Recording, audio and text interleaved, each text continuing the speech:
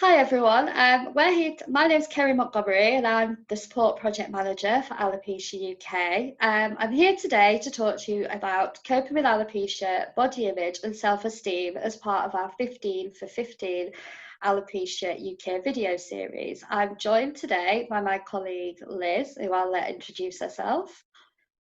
Hi, I'm Liz Ruth. I'm a Psychological Wellbeing Practitioner, just like Kerry used to be. We met when we worked in the same IAPT team. I still work in IAPT and have done for 10 years. And my job is to help people to understand symptoms of depression and anxiety and to learn sort of self-help information and techniques. It's usually quite simple ideas that can make a really big difference to how somebody is feeling. So I hope there'll be something in here today that you find useful. Thank you, Liz. So today we're going to talk to you about what body image and self-esteem is. So when we think about body image, we're talking about how we feel about our own bodies and what we think about when we look in the mirror. So it's your picture of yourself in your mind. So often you'll hear people talk about their weight or their height, and that's about how they feel about themselves and about they feel about their body shape. So oftentimes when you have low body image, these are some of the things that you might hear or say to yourself. So I'm too skinny, I'm too fat, I'm too thin, all the things that we commonly hear every day from maybe friends and family. But body image can also relate to specific aspects of your appearance that you don't like about yourself, such as your hair or your hair loss. Self-esteem is more general, so it's how we feel about ourselves and how we value and perceive ourselves as a whole person inside and out. So body image can influence our self-esteem. For example, if we don't like our appearance, then it is likely to influence how we perceive ourselves, and we may think more negatively then about who we are. Equally, if we don't value ourselves as a person, we're then less likely to take care of our bodies well. So body image and self-esteem are really important, and how you view yourself is likely to have an impact on your mental health. If your inner voice is constantly going over all the things that you don't like about yourself, or even if it's just one thing that you don't like, for example, your hair loss, and this is the message that you're hearing again and again, then of course you're more likely to feel very down. You might also feel anxious if you're in a position where you have to show this aspect of yourself to other people. If you don't like that aspect of yourself, you're then likely to think that others are not going to like it either. If you don't like how you look because of your alopecia, you might be more likely to feel anxious when you go out because you have a negative view of your hair loss, and you may assume that everybody's going to be feeling that way. So how does body image and self-esteem develop? Well, it's very complex, so it would be really difficult in this video to go really into sort of how these things develop, but we know that it's about our experiences in our lives. So it goes right back to our attachments with those that we care about and how we attach to those growing up. So how others interact with us, if we receive a lot of positive feedback, then it's likely to make us feel like a person of worth. But equally, if we get a lot of negative feedback, then that's likely to make us feel more unworthy. This, of course, is, again, very, very simplistic, and it is far more complicated than that. And I think a lot of people out there can probably explain it far better. So body image and self-esteem, they can change. It's not always static. For example, if you developed alopecia later in your life and you experience this is a significant change in your appearance, then you're going to have to adjust to how you see yourself and get used to your new appearance. And that's hard because you're going to have to try and make sense of all these new feelings, how other people respond. And then obviously we've got the media that feeds into that. So you may notice some changes in your self-esteem and your body image if you've developed alopecia later in life. So to talk about the media's impact on our body image and self-esteem is going to take a long time, and there's some really great research out there. We can't do it justice today, but I think that it's fair to say that at any age or whatever we're seeing, we constantly see images of how the body should look and products that could make us look that way. And it's a multi-million, billion-dollar industry out there. So there's definitely things that people are wanting to try to help change their appearance. It builds a lot on the idealized image because obviously we're in the era of photoshopping and things like that. So very often the images that we see are not true to real life, because I mean, who has a personal stylist to follow them everywhere all day? So whilst we talked about body image and self-esteem quite generally, it's true a lot of us are dissatisfied with our bodies or some aspect of ourselves, but it can feel more difficult if you do look different to how society expects you to look. So for example, if we're surrounded by friends and family and media images of people with hair, and you're growing up with alopecia, you might start to ask yourself, why don't I have hair? Why aren't I like my friends? Why aren't I like everyone else? Of course, if you're an adult, you have to deal with alopecia later in life. You also have to deal with the fact that you don't maybe look like you or how you feel you should look. And it's really tricky to reconcile that. So there are some things that you might be able to try to improve your own body image and self-esteem. So some of the things that we're going to talk to you about today are becoming more aware of your negative thinking patterns and things that you can do that might lead to negative thinking, and how to draw on the positives and remove that focus of our attention away from our appearance a little bit. Now, it's important for Liz and I to say now that this video is some tips and ideas for you to try in a self-help capacity, and it is not in the place of any formal therapy that you might be getting or looking at getting. So body image and self-esteem, like we said, is very complex, and it's important that if you feel that you are struggling in this area, that you do seek professional support. So Absolutely. is there anything you'd want to add, Liz, before we move on to our tips for body image and self-esteem? I think there were just a couple of thoughts that came up, Kerry, while you were talking there. And one was that idea of our self-esteem being so rooted in the things that we experience in early life, and how a lot of those thoughts that are kind of feeding our self-esteem, being quite unconscious a lot of the time. Like there's a lot of stuff going on in our heads that we're just not very aware of, nearly all of the time. But there's this idea, you know, from the work that I've done in IAPT, that although those thoughts are pretty much constant, you can, as an adult, start to learn to be more conscious of what's going through your head. And being more conscious of it can help you to start to make a few choices and sort of ask yourself if it's helping you or not, and start to use maybe some of the techniques that we're going to talk about today to make some changes if that feels useful. Yeah. But I guess it is what you've just said there, that this isn't about sort of an in-depth therapy. It is about sort of trying a few small changes just to see if there is any effect from them. Yeah, brilliant. Thank you. So we're going to look at now some tips to improve body image and self-esteem. So when you have alopecia, you might find that you spend a lot of time focusing on your hair loss and how you feel about that and the way that that makes you look. So obviously focusing on things that make us sad are then likely to make us feel sadder, and it goes round in a vicious cycle. So there's lots of other things that make you you. Your alopecia is just one of them. So one of the tips to try is to try focusing on our whole self and spend some time looking at the positive qualities about ourselves that we do like. So one of the things that we would suggest is that each day write down 3 things that you like about yourself, and do this for as many days or weeks or months as you can. Take some time to focus on these things. If you want to pin them on a mirror or a fridge or just somewhere that you look often, or a journal, that's great. It can be really hard to do this, so if you find that you're struggling, ask people you trust to help. Ask them what they think are your positive qualities, whether these are appearance focused or personal qualities. When you find yourself spending time focused on things that you don't like, find your list and try and counteract the negative thoughts with some of the more positive ones. You can choose things about your appearance, or you might focus just on personal qualities. That's up to you. Liz, I know that this is something that we've worked with people in IAPT, and I know this is something that we both do personally. So what would your thoughts be on positive quality records? Well, I think I've said this to you before, Kerry, but it's one of my favourite techniques. It's something that I really have got a lot of benefit from doing myself. And I've seen it work really, really well for a lot of other people as well.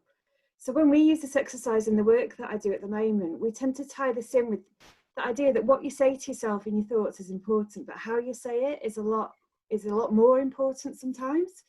And I think looking out for the things that you like about yourself and looking out for the good things that are happening in your life on purpose, it does a couple of things. One is, if you're feeling sort of low or down or sort of anxious, your brain tends to kind of program itself to look for the things that aren't how you want them to be, or that you don't like very much.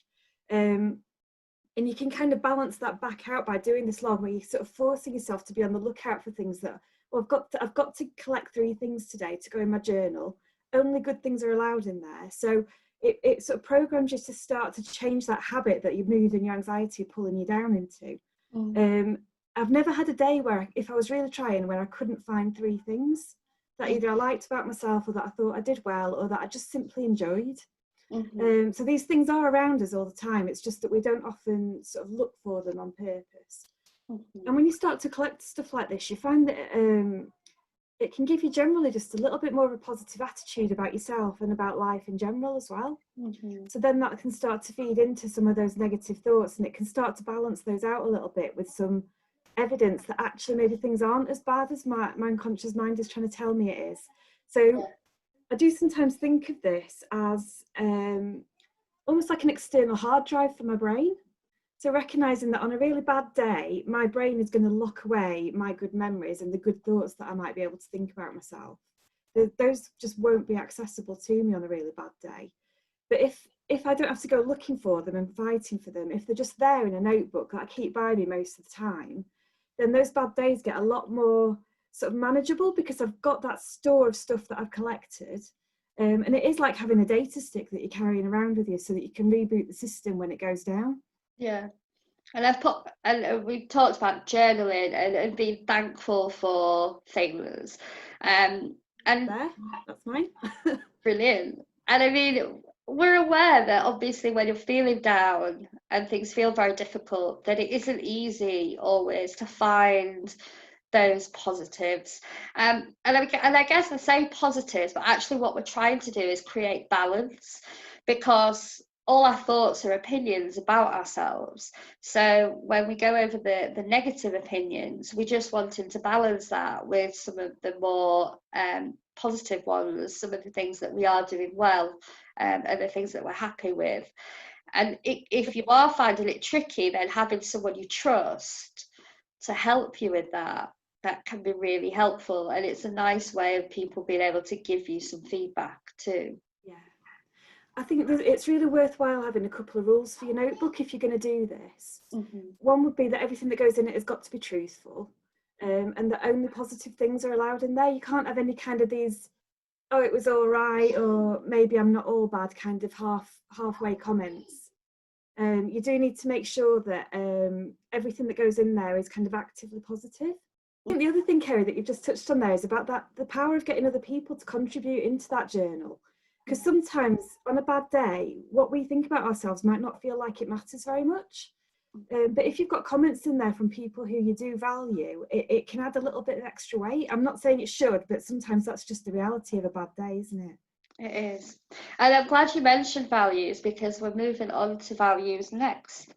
So, Liz, we've mentioned what we value, and appearance being a value as one thing, but I'd like us now to talk through the values flower. So would you be able to start talking us through that? Yeah, absolutely. So the work I do is based on cognitive behavioural therapy, and in there's a really well-known technique called behavioural activation that we use a lot with people who've got very low mood.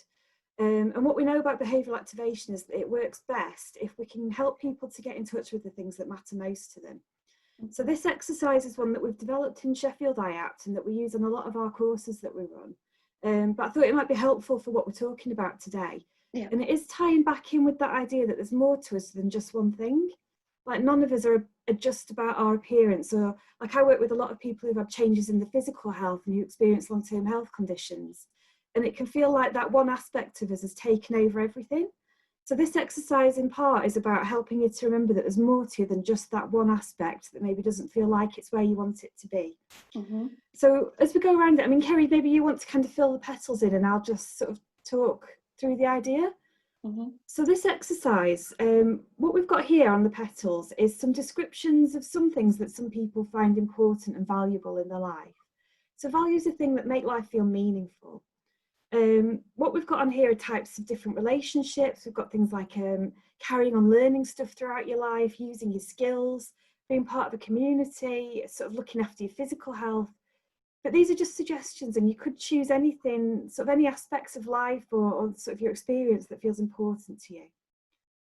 And the idea of this is that, first of all, you stop and think, how important are each of these things? So on each of these petals, just to make it a little bit more visually interesting, we sort of put this around a circle instead of having it in a big long list like you'd find traditionally. And the idea is that you'd rate out of 10, how important is everything on that flower to you? So in that big circle on the flowers there, you can write in a number from 0 to 10. 0 would mean something that absolutely doesn't matter to you at all. It's not important to you at all. You're not bothered if it is or isn't part of your life. Whereas 10 would be something that really matters to you. It's really important and valuable to you. And you know that when it's part of your life, life feels more meaningful and richer. Mm-hmm. So I'd recommend sort of doing that for all of these sort of aspects of different kinds of activity and different kinds of relationship. And then we've got those dotted lines going out from the middle up to the bigger circles. And on there, you can sort of, even if you're just doing it in your head, you could think about, well, if I think about how important something is to me, and then compare that to what I'm actually doing about it, how much room have I made in my life for this thing? And so let's take an example. So let's say parenting. Kerry and I are both parents. I think if you ask us on different days, we'd rate the importance of parenting different numbers maybe. But generally, parenting can feel pretty important. And actually, I think today I've had a really nice day with my kids. It's, you know, we've overcome a few challenges together. It's felt like being a mum has felt important today, especially. I'd give that a 10 out of 10 solidly most of the time, I think. Mm-hmm. But if I sort of rated parenting 10 out of 10, but then actually put sort of the majority of my energy into sort of my work or my other relationships, if I wasn't making time to spend with my children, wasn't kind of considering ways of being a good parent, it might be that it then didn't feel like I was making deliberately and on purpose time for that role in my life very much. And don't get me wrong, I do have to ask for help quite a lot of the time because I'm a working mum, but I do also try and deliberately carve out time just to be a mum. So at the moment, let's say parenting's 10 out of 10 for me, and I'd probably shade that in about 3/4 of the way up for how much time I'm making for that role in my life. And as that an example, that leaves us a little bit of a gap between how important it is and how much time I'm making for it, how much I'm prioritising it. You could do this with any of them, you know, if hobbies and fun is your 10 out of 10, where just having that time for relaxation and enjoyment and pleasure is really important. But maybe you're throwing yourself 100% into being a parent or into your work. You maybe put 10 out of 10 on your hobbies, and you might only sort of shade that in a little tiny bit because you're really just not making any time for the things that you enjoy doing. Or maybe anxiety is stopping you from doing stuff. If there's a big gap between that number at the end of the line and how far you'd shade up that line, then that's just a visual way of showing you which bits of your life might need a little bit more attention. Mm-hmm. And if you can on purpose sort of plan how you're going to make more room in your life for those things that make life feel meaningful, then you're kind of deliberately investing in yourself as a whole person. And you'll notice that none of these things on here are about how you look. All of these are about different aspects of who you are and what might be going on for you in your life.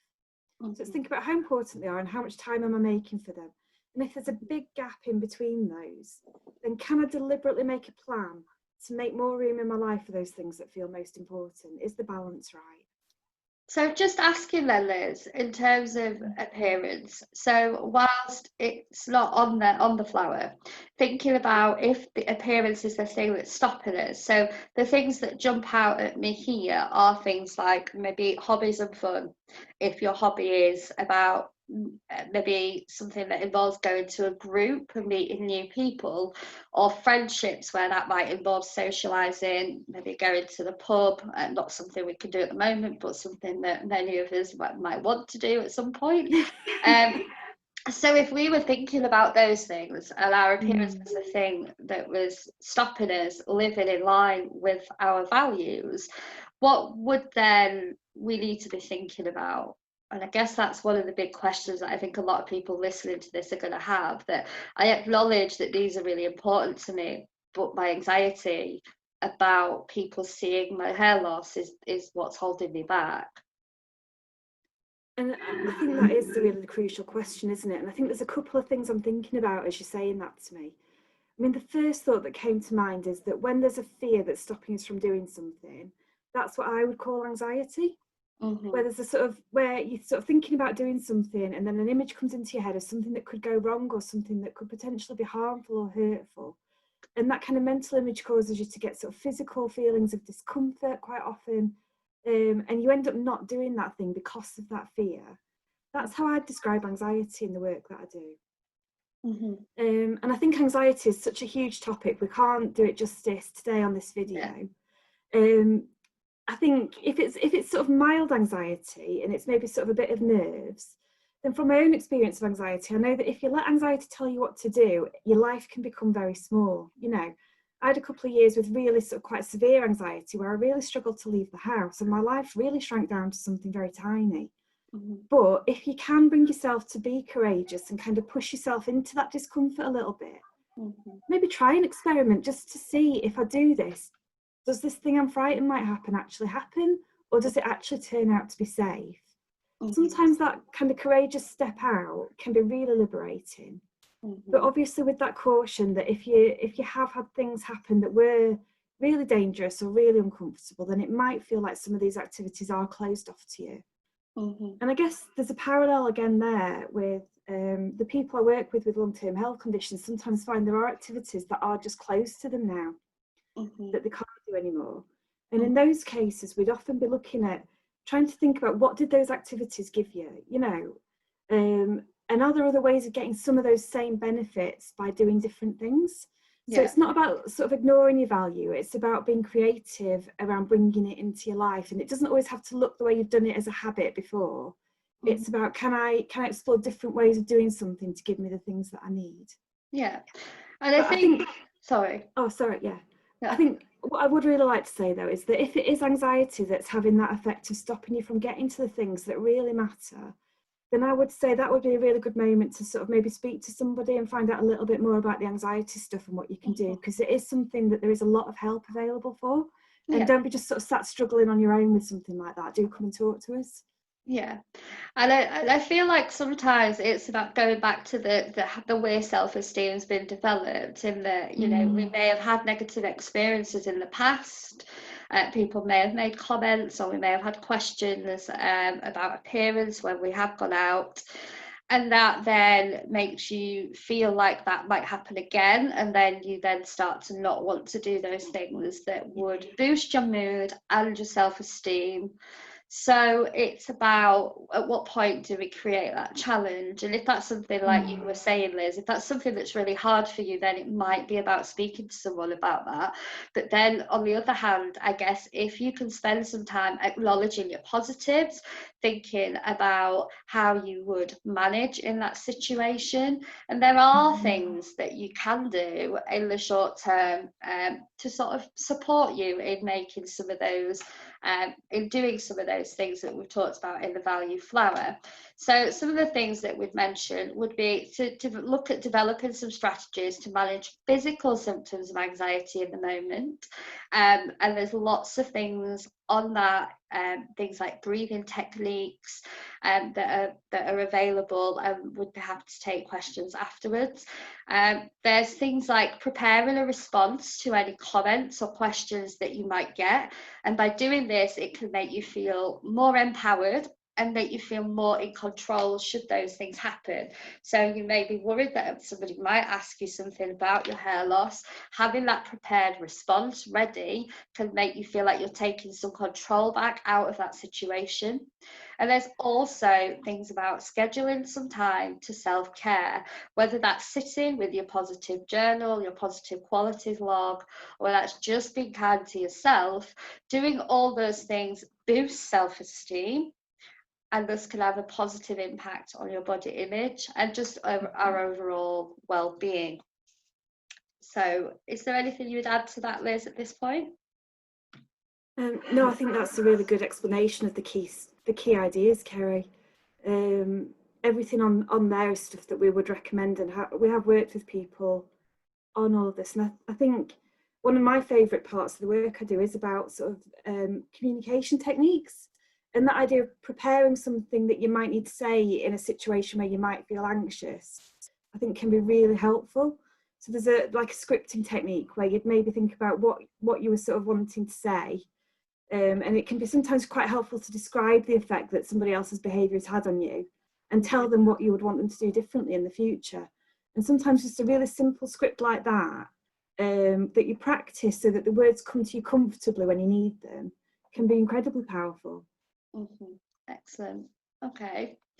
So moving on to our next slide, I think it says it all really right there. So I am more than my appearance. So we've talked about this in relation to how we feel about ourselves, that we are more than our appearance, but also it's about thinking about what other people might perceive our appearance to be, and starting to think about that a little bit more. So, for example, if we have a worry about our appearance, whether that's all of it or a specific aspect of it, we then can project that onto other people. If we don't like our hair or our face or our weight, we're then likely to think that other people will feel the same way about it. So what we then need to do is think about, what do I think about other people? Is that something that would enter my mind? Is that something that I value when I'm talking to others? So when we think about our relationships, and there's a bit of an exercise here, I guess, for you to do or just to think about, is to sort of write down the top 3 or 4 or 5 qualities about your partner or your best friend or your family members that you like. You might not like all of them. You know, your children, or basically anyone, and think about where appearance factors within there. So when you describe somebody that you love or you think a lot of, at what point are you mentioning their appearance? How important is appearance to you? And very often that then shows us that actually appearance is not all that important to lots of people. So studies have been done on this. So people have done studies on attraction and what attracts us to other people. And whilst, yes, the instant attraction is, you know, people look at what they see in front of them and your appearance, that isn't what makes the relationship last. So when people are looking for a partner, they are looking for people that share their values. So things like children, marriage, work, money. They're also looking for people that are close in proximity to them. So that's often why people in student digs get together, or people at work, because you're close and you have that proximity, and I guess it's easier because the people are around you. Those are the things that really matter. So once you get past that initial sort of meeting someone, that's what people are really looking for. And I think we forget that sometimes when people are thinking about things like going on dates and being in a long-term relationship, and your appearance changes. I think we then start to think things become more about appearance, when actually it's far more about the whole person. Yeah, very much. I think there's things as well around, you know, do we place value on somebody who would say something negative about your body or your appearance? I mean, one of the things that helps me is that I think if somebody was to say something negative about my or someone else's appearance, then I would generally not particularly like the way that person thinks and probably not value their opinion very much. And I think that's really important because we need to be taking on board the people whose opinions we value. I think I said to you before that when we were getting ready to do this video, I kind of thought about this exercise and thought back to my previous relationships and realised that actually none of them have ever been very photogenic. Like I've never been in a long-term relationship with somebody who is conventionally attractive, but I've been with clever, funny, kind people, and they've always been the qualities that have attracted me into a relationship and kept me there. And I think it is really interesting to think about that, and but also to think about if you are with somebody and that trust is built, are we sort of are we kind of doubting them unnecessarily that they wouldn't give us the same kindness and the same interest that they would give we would give them? And we do often hear from people who say, my partner isn't unhappy about how I look. They tell me all the time that they like how I look or they like my body. And for people with alopecia, it's that they like that. They don't have a problem with having alopecia, but there's always that, I think people have a doubt there and I think it comes from because they don't like it about themselves, that therefore they think others can't like it. So, people don't like the fact that they have alopecia and therefore they think everybody will not like that too. And I think that there's a lot of sort of projecting our own feelings and our own worries onto others there. And I think sometimes we do have to trust others and take compliments when they come. And that can feel really uncomfortable, can't it? Yeah. If we're not feeling great about ourselves, then hearing compliments and kind words from other people, it can sometimes be like it's bouncing off a shield. It's like it doesn't really sink in. Yeah. And I guess that's where the positive events log, the positive journal sort of comes in. It starts to soften you up to receive some of those kind of words. Yeah, and I think that people very often will say to me, like when I talk about affirmations, so positive set like things, phrases about yourself, about things you like. So examples would be things like, I am strong, I am good, I am worthy.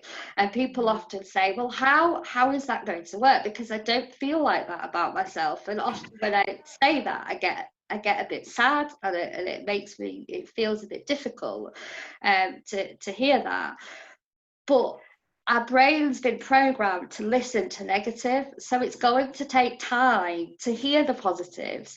So sometimes it's just bearing with that and letting your brain hear those messages day in, day out, until it's got a new script, until it's got something else new to hear. And after a while, it will start to sink in. But it's got to get through a lot of maybe days, weeks, months, years of negative feedback before it's going to start believing anything positive, really, hasn't it? Yeah, and I think when you're working on sort of your instinctive thoughts, the thoughts that come into your brain automatically, I don't think there is a quick fix for that. I think there are exercises that you can do that can help you to be more conscious of what's going through your mind and how you're thinking about stuff. But actually sort of stopping those thoughts from coming into your head is a job that I would say don't even try. It's building up stuff from the outside like we're talking about. And I think what you've been describing is what we would call mind reading, where we sort of have thoughts that tell us what other people might be thinking. And like you've said, that is very often based on what we're actually thinking about ourselves rather than the reality of what's going through other people's heads. Exactly. I think the other type of thinking that ties in with what we're talking about are those shoulds and oughts. I should be a certain type of person, I ought to be doing this or that. And those sort of automatic thoughts can be really unhelpful as well, and can actually lead you to feeling more ashamed of yourself than you actually need to be, or than anybody else would actually expect you to. Exactly. So moving on slightly, I mean, this sort of ties in, but I guess it's a focus on the things that your body can do, as opposed to the things that you feel like it might be letting you down in. So obviously we know with alopecia, it's a condition that we have very, very little control over. There's no cure as of yet.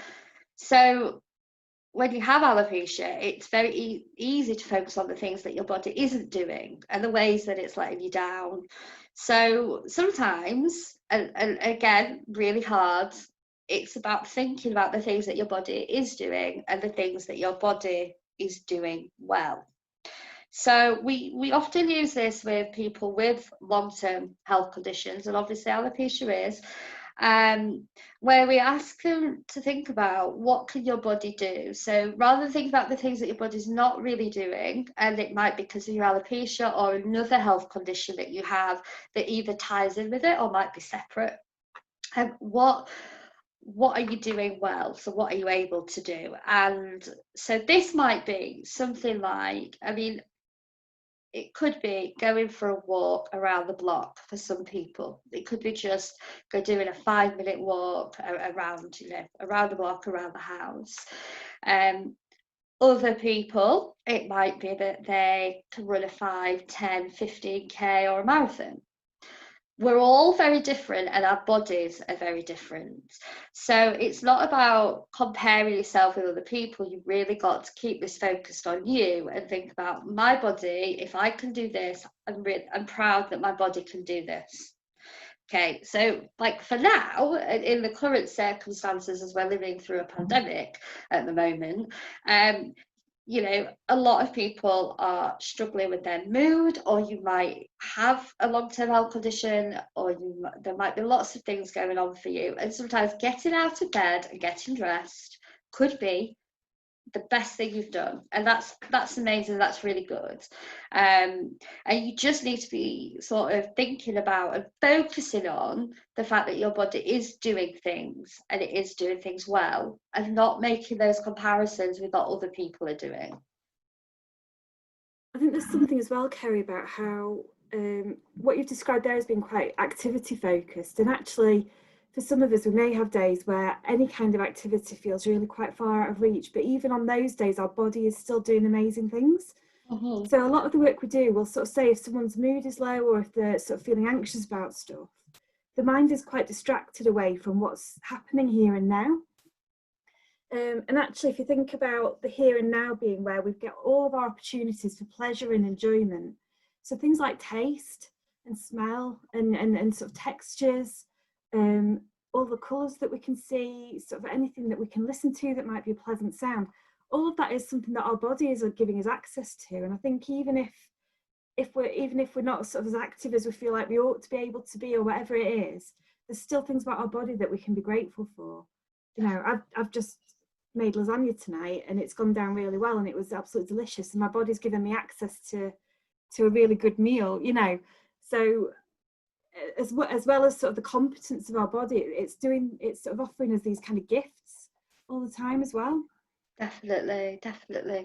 And I think when we're thinking about our bodies and we're thinking about our appearance, it's just reminded me actually of something where it's maybe sometimes that we need to focus more on the things that we can control rather than the things that feel out of our control. So there's certain things within our bodies that we aren't able to control how we respond to things, and our alopecia, things like alopecia, appearance, some appearance related things, and I think sometimes it's about what can I control, what can I take control over. That can sometimes feel quite empowering. So an example of that might not, like you were saying, Liz, might not even be around what we can physically do. It might be about how we present ourselves. So what can I control? Well, I can control some of how I present myself to the outside world. So it might be that you've lost your hair, but you still have some control over what you present to everybody outside, whether that's in the things like the clothes you wear, to present a certain image, to present yourself in the way that you want. You can still present an image in a certain way, I suppose, with your clothes. So when we're thinking about sort of comparison's something that we've talked about quite a lot, and that was sort of my final thing around body image, really. We might go back to some of the media things where we might be comparing ourselves to others on social media, or it might just be our friends, friends that we see in real life or friends that we see on social media, and we make these comparisons that they are somehow maybe better than us because they look a certain way, and we might make assumptions about their lives because they look a certain way. And I think everybody's a bit guilty of doing this, really. I know it's maybe something I've done too. And I think we forget that, everybody is different, and that, our appearances does not define us.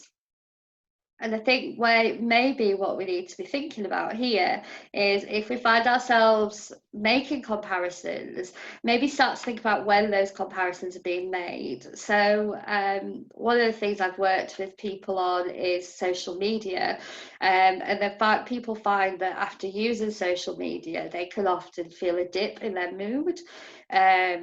So think about, well, what are we looking at on social media? Are we looking at images of people and making comparisons? Are we feeling a sense of longing for something that we want to look like, a way we want to appear that we don't have? Is it, even sometimes we might make comparisons. So for somebody that wears a wig, you might compare yourself to somebody that doesn't, and wonder, what, feel like, why am I not doing that? Should I be brave enough to do that? So there's all these unhelpful comparisons being made, and we're saying sort of awful things to ourselves about not being as pretty as others, not being as brave as others. And that can be really detrimental to your self-esteem and your body image. And the truth is, everybody's different and in very different places. And that's because we've all had different experiences. Somebody's had a lot of positive experiences, and they may be then more able and have the resources there to give them the tools to feel more confident. So what we need to do, if you have the low body image and low self-esteem, is it's developing those tools now. It's developing that confidence, and we get that by focusing more on the things that we can do, the things that we like about ourselves, that others like about us, rather than using all our time to focus on those negative aspects of ourselves. At this point, is there anything else you would add to that, Liz? I think you've picked up on a really important point there about the time we spend on our thinking. And I guess a really quick one would be about how, like, it's something that we can all do, and that it's a good habit to break if you can, is if you find yourself sort of just spending time sitting and thinking, trying to make sure that you check in if the kind of thoughts that are going through your head at those times are actually lifting up your mood and helping you with stuff, or if they're dragging you down. And if you do find that you are spending quite a lot of time just sitting and thinking and it's dragging you down, then it's about setting yourself up some prompts to get up and do something different, maybe reconnect with your senses again, like we were talking about before. And I guess that's one of the most simple self-help tools, isn't it? It's just thinking about what you're giving chunks of your time to, and is it helping you or is it not helping you? And if it's not helping you, to try to prompt yourself to do something a little bit different. I think we've not gone into a lot of detail today, and I don't think we should, but I think the way we think can be a real habit. It's almost like you're biting your nails, but mentally. And breaking a habit like that does take repetition and time, but you can do it. So breaking the habit of sitting and thinking can be really powerful and really helpful in terms of how you're thinking and feeling about yourself. Yeah, it's catching it, isn't it? It's catching that thought before it spirals. So we can't stop the thoughts coming in. The negative thoughts will come into our heads, but then it's noticing where we've gone down that thought spiral, and it's gone all the way to making us feel very low and very sad or very anxious. So when we get those initial thoughts coming in, that's the time that we need to think, okay, maybe now's the time I need to move my attention from this onto something else, whether that be something physical, like doing a different activity, whether that's around using the senses, so trying to become more aware of what's happening around us and trying to engage with the environment, or whether that's going to our positive qualities log or journal and just having a look through that and trying to counteract those thoughts as they're happening. All feel very difficult and takes time and practice. Yeah. So to get, we can get control of our thoughts, but like you say, Liz, it does take time. It's not something that happens overnight. These things, all these things that we talked about with body image and self-esteem, they've been there a long time, but that doesn't mean that we can't change them. We just have to put the work in, and we have to put the time in, I guess. I think although we've talked about some simple things today, like positive quality journal and looking at values and not comparing ourselves and focusing on all aspects of ourselves, not just our appearance, they all sound fairly simple things, but actually they seem some really positive change for people by doing just those things. And I think if you're in a place of sort of feeling down about yourself and low self-esteem, moving away from there, it's not necessarily going to be a straightforward journey either. Mm-hmm. Like you could do everything perfectly, but there's probably still going to be some days where it kind of it sort of reasserts itself, and it feels like that, like almost like you've not made any progress at all. And and all sorts of things can do that. But then it's about kind of continuing to set up good habits to give you the better chance of feeling better about yourself. And then over time, it kind of accumulates into something that does shift you away from that place of really low self-esteem. Yeah. I know previously we did say, Kerry, didn't we? It's worth acknowledging as well that for women, there can be a cyclical nature to how intense feelings are as well. Mm-hmm. So for some of us, there are certain days and weeks in a month where we're much more vulnerable to feeling down about ourselves. We're more tired, more achy. We maybe get sort of spots and stuff as well as everything else. And that, there can be things that can be going on that can make us more vulnerable to the kind of thoughts and behaviours that sort of affect our self-esteem. Yeah. And it's recognising your own patterns as well, and when you're most likely to be vulnerable, and putting a plan in place to do some really kind things for yourself. Yeah. I think a lot of us forget the importance of kind things, and I think one exercise that I do with a lot of people, and it's I guess I use it a lot with people that are feeling low, but there is a lot of overlap with low self-esteem and body image, is we talk to people about what their current life, what things look like at the moment for them. So on an average day or an average week, for example, and we draw a circle and would ask people to put in what percentage of their time they're spending doing what activities. So for example, you might draw a circle and you might say, well, in an average week, I work, I parent, I see friends, I engage in my hobbies. And then you would ask people to put in there the percentage of their time that they think they spend on those things. And some people might be like 90% work and then have to cram the rest into this 10%. And some people might be more balanced.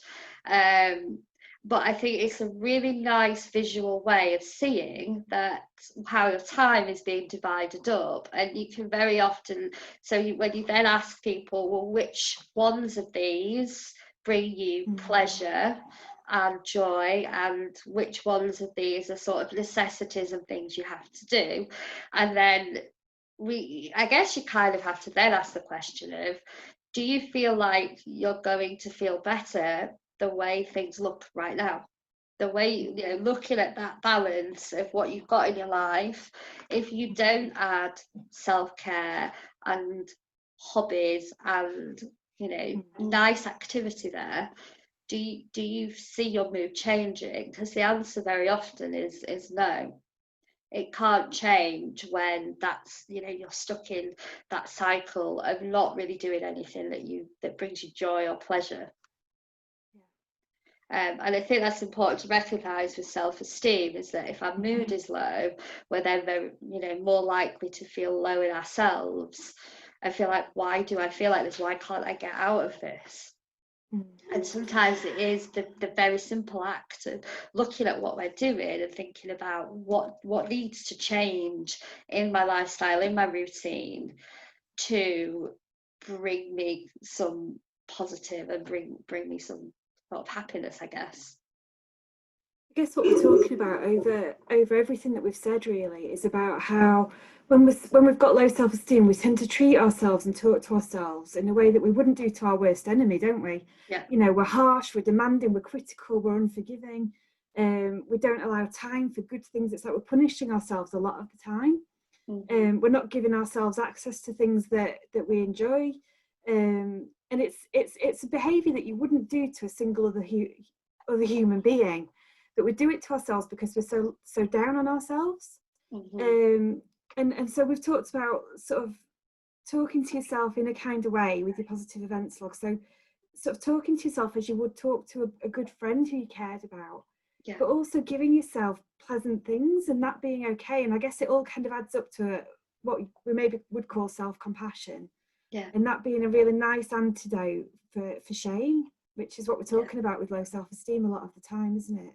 Definitely. And it's powerful. It's the simple ideas, but if you get the attitude right of kindness towards yourself, then even very simple ideas can become very powerful.